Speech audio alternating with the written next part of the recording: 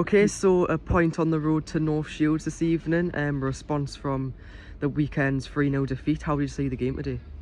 Yeah, I thought it was really competitive. I think first thing we've got to give North Shields a huge amount of respect.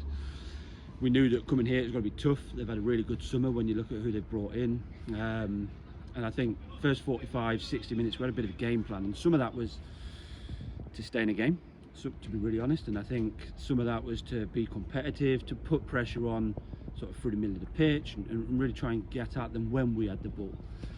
To be fair, I thought North Shields probably dominated the first half, or at least had the better chances. Nick's missed a really good chance, and I know he's kicking himself about that. And so that first half, we went in there and we sort of filled the lads up a bit. We said, look, really good, we're happy. We had a game plan. We wanted to unleash a few players in the second half. And I thought the second half, although started a bit scrappy, their goal almost come out a little bit of nothing. It was very end to end. And at that point, we showed a huge amount of character then to come back into it, to really go through it.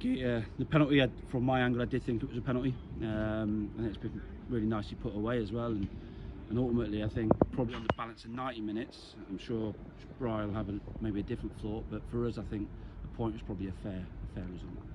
And talking about the end-to-end game, a lot of the credit go to the boys because it would have been a really hard night against a real good Shields team pressing.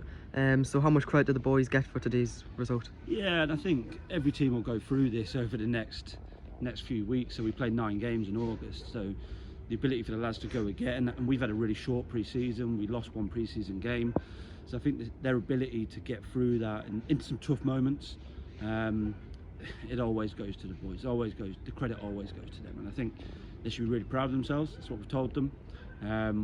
We've now got a massive cup game at the weekend, and we've just got to roll into that full of confidence and give that a real good go. And speaking on the cup, ahead of that game, it's a big occasion in the FA Cup, so how do you see that coming? Yeah, brilliant. Just a step above us, good side. It's the start of their season, really, so it'd be interesting to see where they're at. But for us, magic of the cup, to use a cliche, and I think that's what it really is. It's can we have a good go at them?